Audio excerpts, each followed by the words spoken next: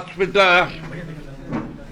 महात्मा गांधी के आज 76वें पुण्यतिथि पर उनको नमन करते हुए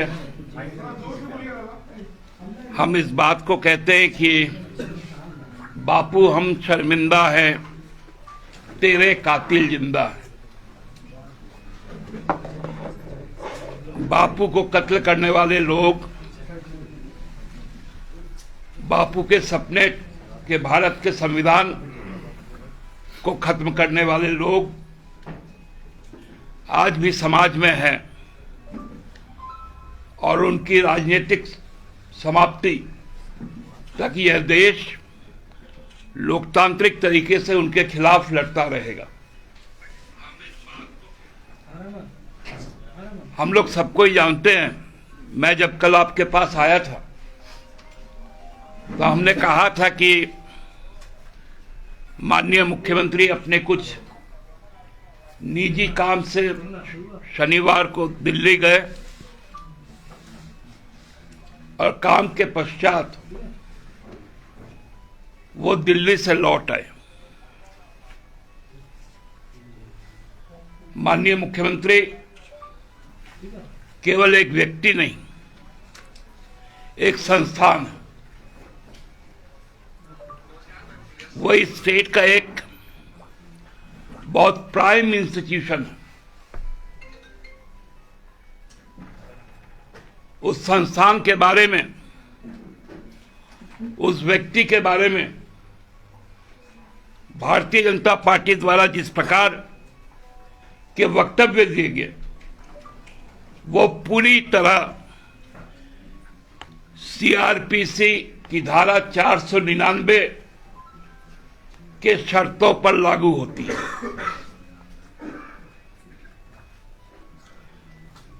सीआरपीसी 499 जिसमें मानहानि की बात की गई, वो एक संयुक्त अक्षर है। मान और हानि। मान मतलब सम्मान, हानि मतलब उस सम्मान के प्रति अपशब्द कहना, अपमान करना।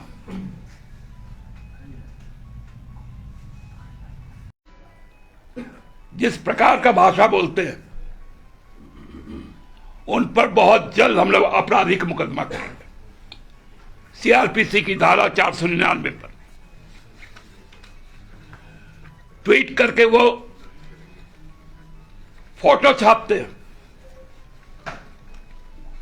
लिखते 11,000 रुपए का इनाम।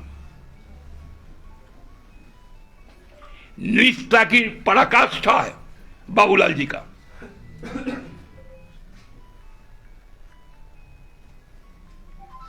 ये कहां कहां जाते थे? कभी किसी को बताया इन्होंने? कहां लापता हो गया? भाषा भी नहीं मालूम आपको? मैं तो अपनी पार्टी की ओर से 11 लाख तक खर्चा करूंगा।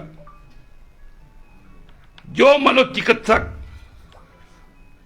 बाबूलाल जी को, उनके दिमाग की हालत को ठीक कर दे, पार्टी 11 लाख रुपए उसमें खर्चा करेगी।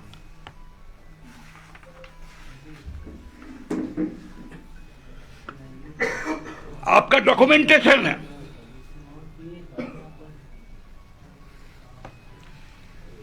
क्या करवा रहे अपने लोगों से?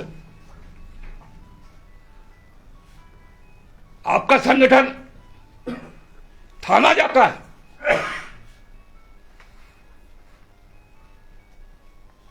अरे शर्म करो भारतीय जनता पार्टी के लोग।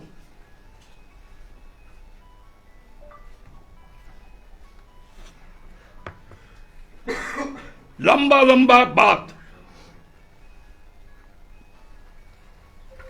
जब माननीय मुख्यमंत्री कल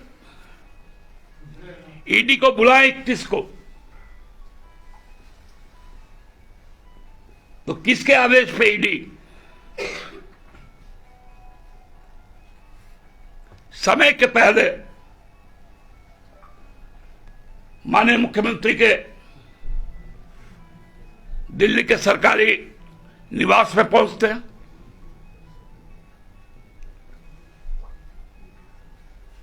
और यह कहा जाता है कुछ एजेंसियों द्वारा 36 लाख रुपए मिले। क्या मेरे गैर अनुपस्थिति में मेरे घर के तलाशी ली जा सकती है? किसका है वो 36 लाख रुपए?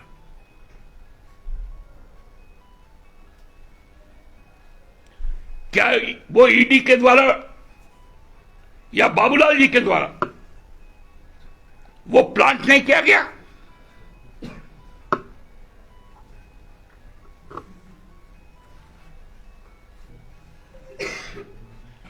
एक क्रिमिनल की तरह आज व्यवहार हो रहा है, खुलेआम गुंडागर्दी हो रहा है केंद्रीय एजेंसियों को लेकर, जब राजनीतिक तौर पर ये लोग परास्त हो चुके हैं।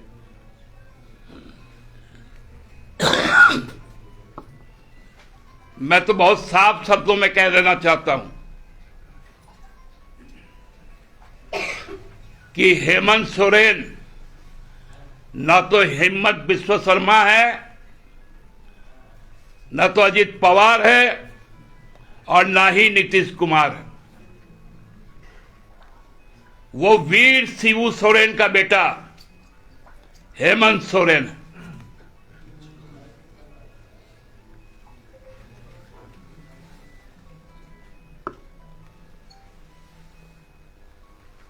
राजभवन जिस प्रकार से बात कर रहा है, कौन सा पैनिक आप उत्पन्न करना चाहते हैं?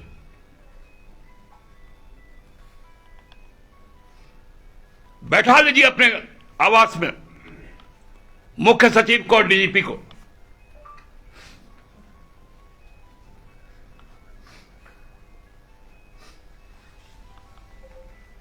गृह मंत्रालय पूछता है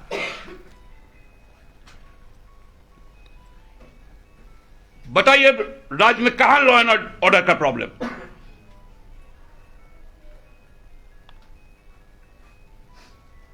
इन केन प्रकारेण ये राजनीतिक दुष्टों का टोली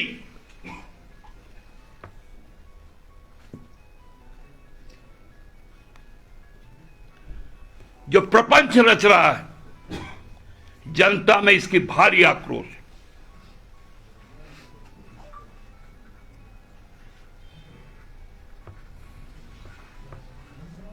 केवल और केवल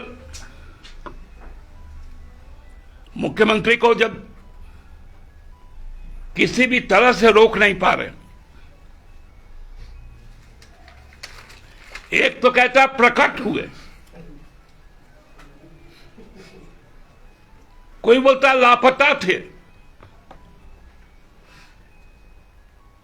तुम्हारा राशन पानी बंद हो गया था क्या? और क्या मुख्यमंत्री को भाजपा के इस प्रदेश कार्यालय में जाके बायोमेट्रिक देना पड़ेगा? 40 घंटा, मतलब जब कोई शयन कक्ष में हो, प्रसाधन में हो, डाइनिंग हॉल में हो, नहा रहा हो, वो भी घंटा।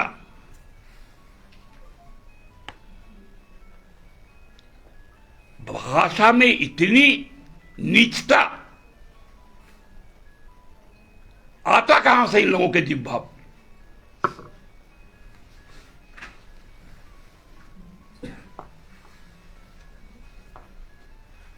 हमको तो लगता है कि अब तो उपयुक्त समय है 2024, जब हम लोग ऐसे लोगों को समाज से चिन्हित करके उनको आइसोलेट करें। धन्यवाद। दादा एक सवाल तो है कि जैसे कि मुख्यमंत्री फ्लाइट से गए तो वो जो होता है मैक्सिमम वो फ्लाइट से ही आए, तो आखिर सीएम गए ये सबको पता है कैसे गए, आए कैसे ये किसी को नहीं पता है। आप लोगों का सवाल समाज में भ्रम की स्थिति पैदा करता है। भारत के संविधान में ये कहीं नहीं लिखा है कोई व्यक्ति यदि विमान से जाए तो विमान से ही लौटे, ट्रेन से जाए तो ट्रेन से ही लौटे, बस से जाए तो बस से ही लौटे। आपको याद होगा कोरोना काल में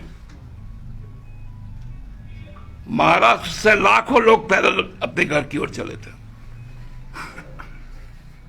और घर तक पहुंचे भी थे, 2,000 2,500 किलोमीटर दूर, लेकिन घर तो आ गए थे।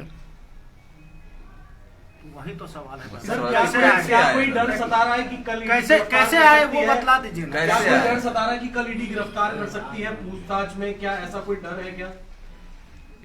आप लोगों को डर लगता होगा, झारखंड मुक्ति मोर्चा न कभी डरा है न कभी डरेगा। दादा बीजेपी कर रही है कब तक सीएम भागते रहेंगे, उन्हें वोटवार जेल चढ़ना ही होगा। अभी पीसी चल रहा है सर, बोल रही है।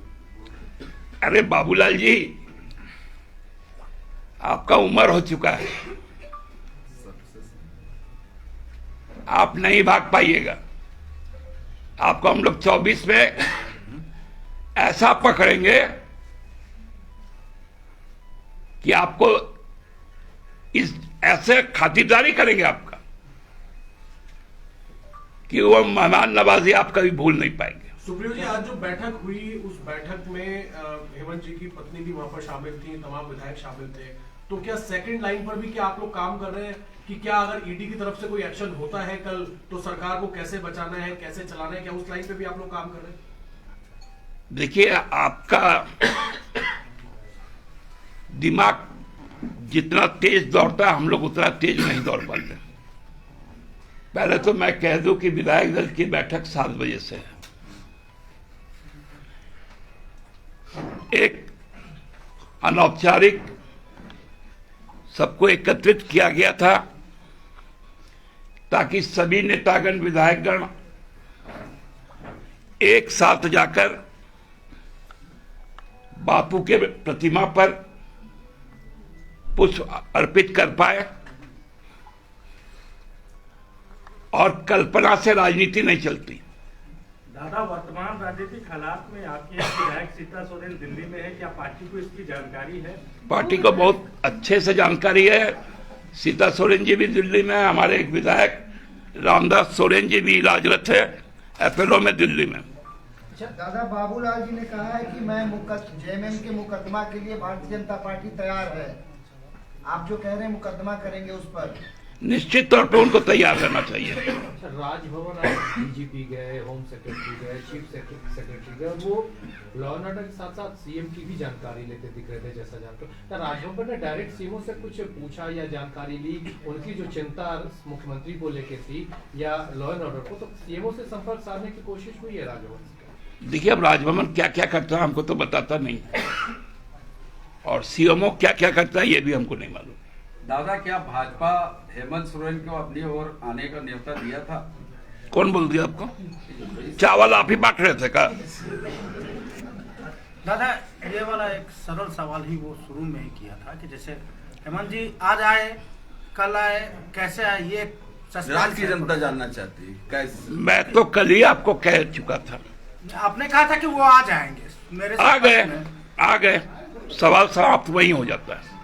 तो क्या पैदल आए? जैसे कोरोना काल में पैदल सब आया, वैसे पैदल आए? हम लोग बचपन में ना हामागुड़ी देते थे, मतलब हाथ और घुटने के बल चलते थे, वैसे ही आए। ठीक है सर, एक लास्ट क्वेश्चन। निशिकांत दुबे ने ये ट्वीट किया कि आपके जो 2 विधायक मिसिंग है वो इसलिए मिसिंग है क्योंकि वो इनकार कर रहे हैं कल्पना सोरेन को एक ऑल्टरनेटिव के तौर पे मानने की। निशिकांत दुबे जी को बोलिए